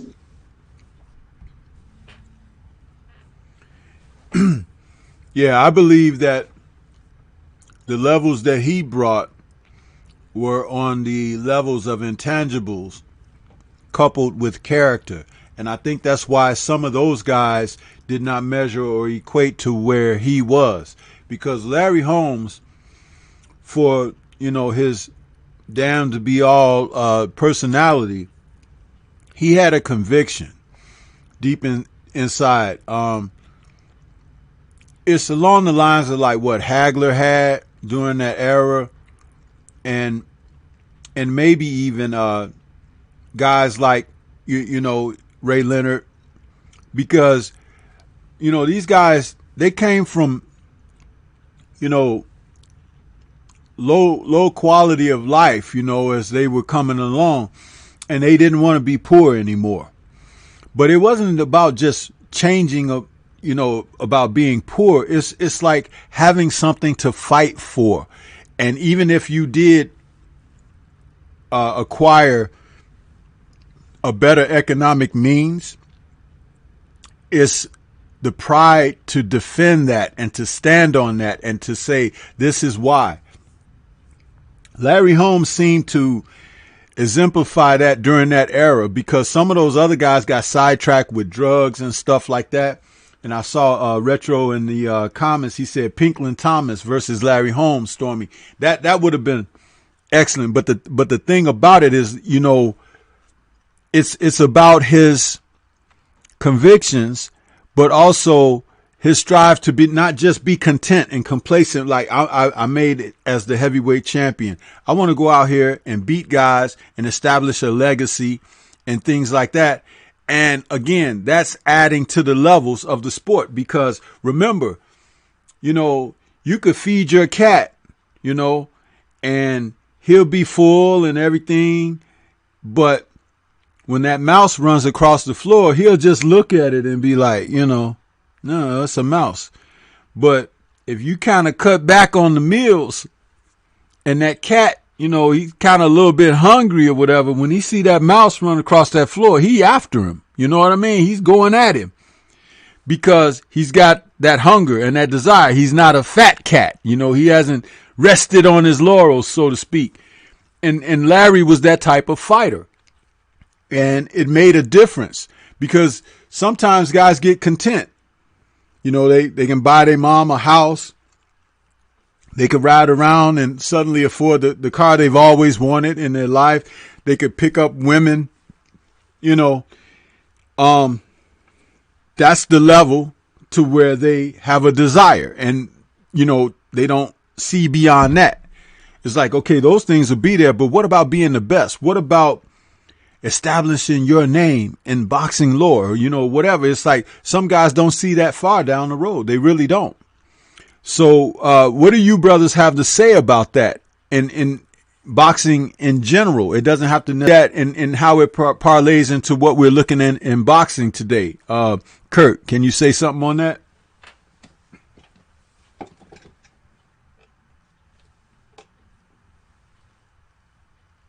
Yeah, my fault. It takes a certain fighter, a special fighter, to have a deep reservoir well where they refuse to lose. Pride, it could be their ego. They just refuse to lose. They hate losing. They would do anything to win. We talked about Ray Leonard. He was like that. When you say I'm too pretty to fight that guy, or I refuse to lose, or, nobody can beat me, a fighter really believes that. Mike Tyson used to say, I'm the baddest man on the planet. He used to think that.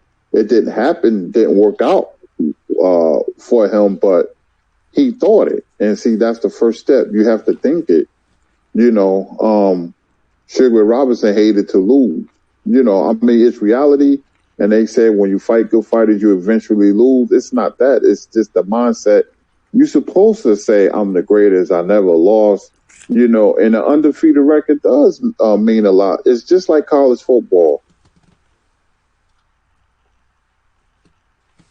Final four. So you have to win all the games. In boxing, nobody wants a loss on the record. You want to go undefeated. That's why you fight. You prepare yourself to the best of your ability, and you go out there and you try to win. Certain fighters have more pride than other fighters. Other fighters quit on a stool, like Donald Curry. Certain fighters will fight with a broken jaw. Muhammad Ali did that against Ken Norton. Certain fighters get injured, eye cut. Sugar Ray Robinson against Randy Turpin in 51. They was going to stop the fight, and that was a rematch. You don't want to, Sugar Ray Robinson didn't want to be the guy that couldn't beat, Randy Turpin, so he went out there and he knocked Randy out. It's an intangible that no trainer, nobody can give you. You just got to have it, you would do anything to win. You prepare yourself and you say, what, listen, this is what I have to do. I have to execute a game plan, go out there and be victorious. And fighters like Mayweather, they can do that. Certain fighters can execute a game plan, and do it, to a T.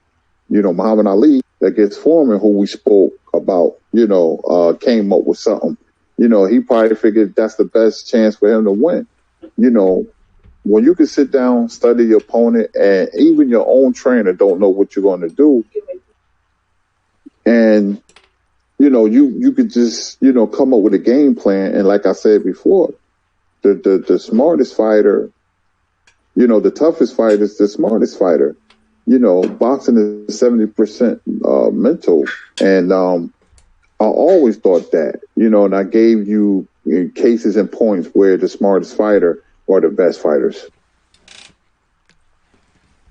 Yeah, just to piggy off that, that's a very good analysis, Curtis. It really, really is. That's a great breakdown. And just to add to that, you had a fighter by the name of Sid Terrace. He fought Ruby Goldstein. It's in the early 20s. And these are two Jewish fighters. And what separated the two was Sid Terrace was hurt. And this happened in the first round. It was the first round knockout. And what separated with the two men was that Ruby Goldstein had staggered Sid Terrace. And Sid Terrace got himself together. He was pretty hurt. He was hurt pretty bad. But he noticed a pattern in Ruby Goldstein. Goldstein would drop his hands. And he caught him with an overhand right, and he flattened him, really knocked him out. It hurt him pretty badly. There are moments, that's my point, in boxing that can raise your level to the next game, your game to the next level, excuse me. The example of Hagler and Hearn. Hagler was hurt, he was cut. Dr. Romeo, and Richard Steele brought him over to see Dr. Romeo, and the fight could have been stopped. And he knew then he had to get Hearns out of there. Kevin Kelly. He fought a guy by the name of Derek Gainer. That was the first fight. He fought twice. And Kevin Kelly couldn't see it all. I had asked him when he came back to the gym a week later, and he told me, he said, Scrap, I couldn't see. But the determination that he had through the overhand left and caught him clean, stretched him out like pancakes. And it's moments in your life when you raise to that level. It goes through any part of your life. But in boxing, you have to do it under the brink of destruction. You have to do it at a time where you're most vulnerable. And that's what separates A-level mentality from a B-level mentality. You do it at a time where you don't think you can. It's almost impossible to do it. We've seen plenty of examples of that. With Ray Leonard, and we talked about with Hearns in 1981. Ray Leonard had all odds stacked against him. He had suffered a detached retina. He says it was in sparring. I think it was the jab of Hearns. But regardless of that, he, with a swollen eye, he couldn't see. And he was able to get Hearns out of there. I mean, there are times when you see plenty of examples of that. So that's a great example of raising your level, of your ability. And only the greats can do that. And that's the moments we wait for in boxing.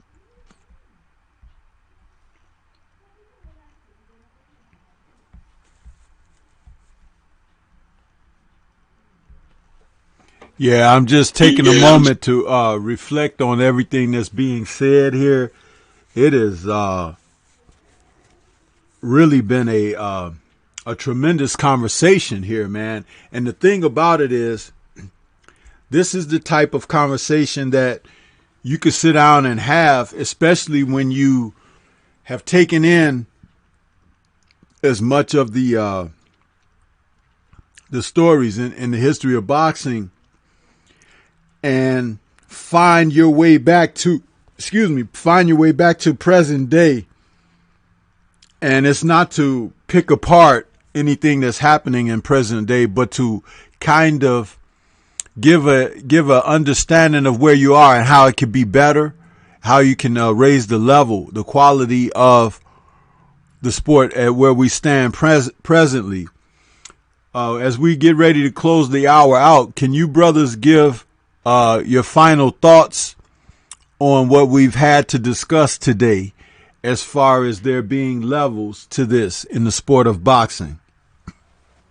This was... Go ahead, Kirk.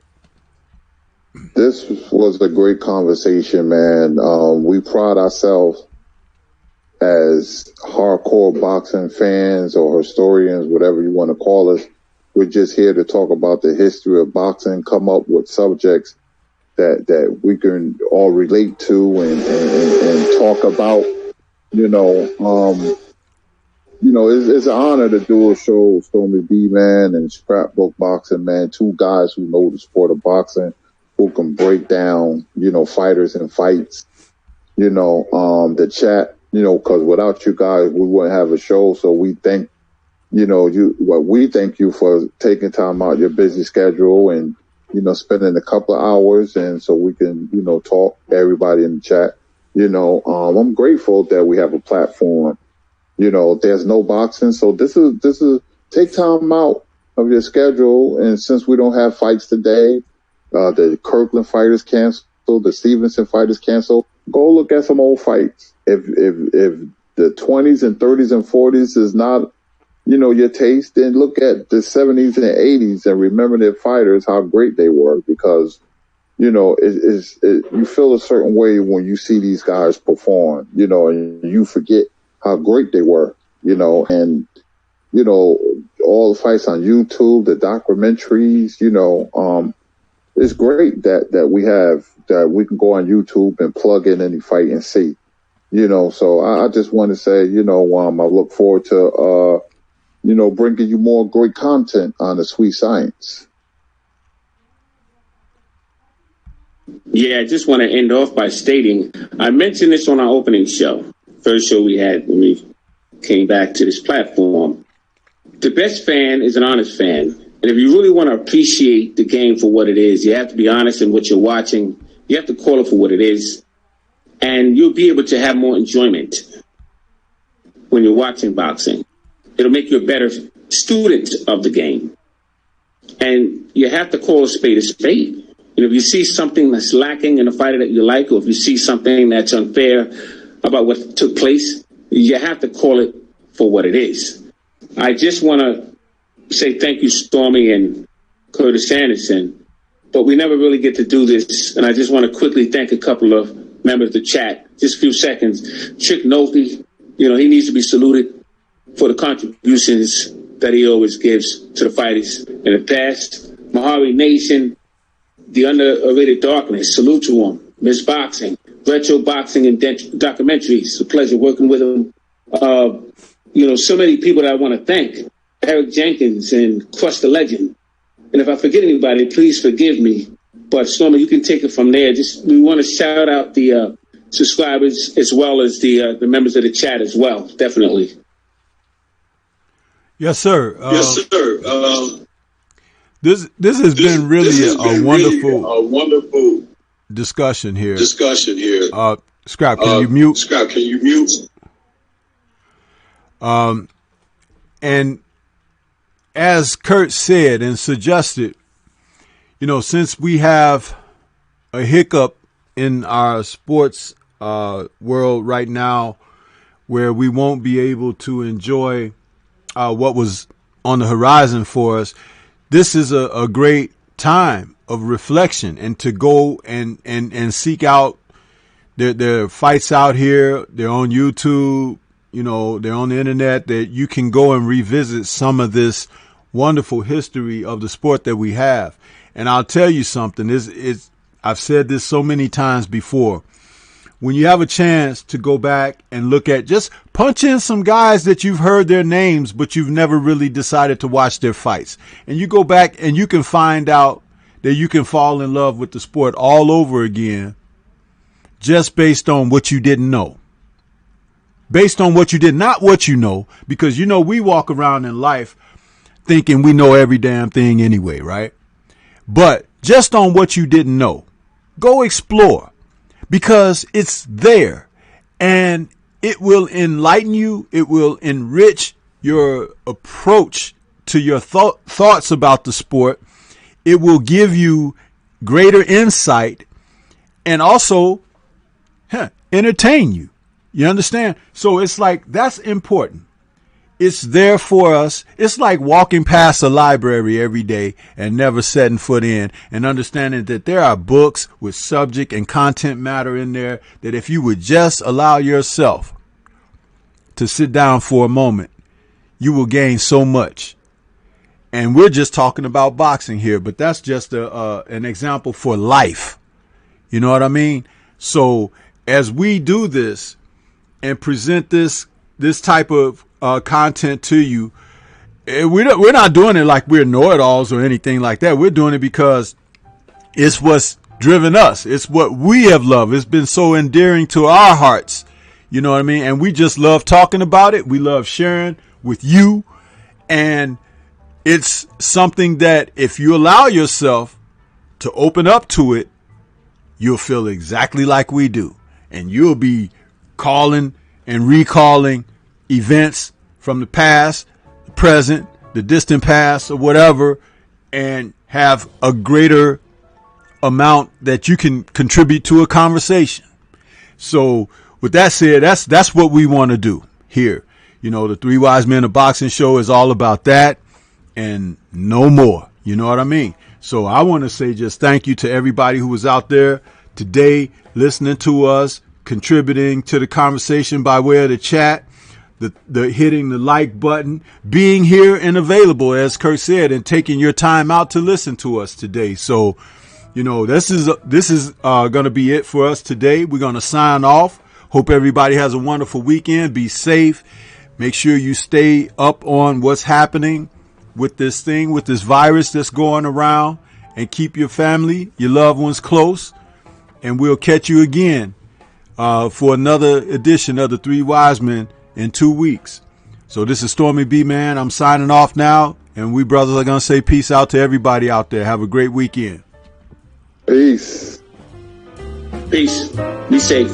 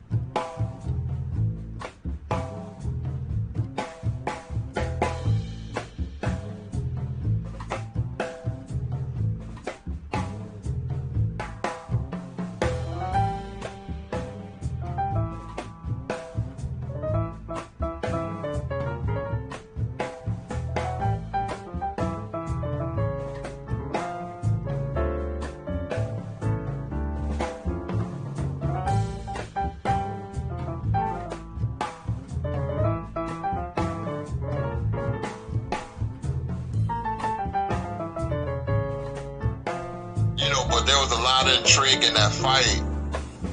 I thought it was 55-45, but Ray Mercer has one of the best chins you will ever see. You know, I mean, he has a granite chin. Get some shots.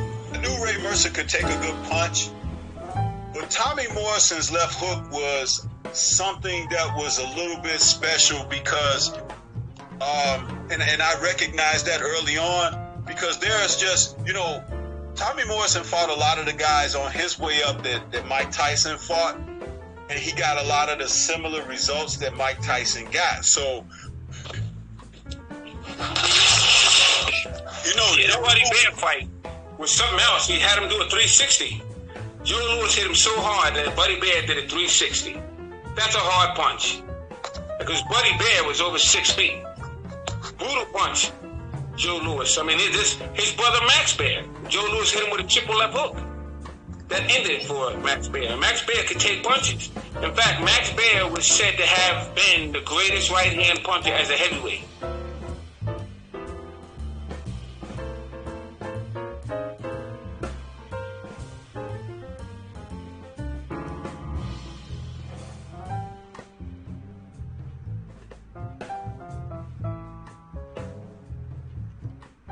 You know, but there was a lot of intrigue in that fight.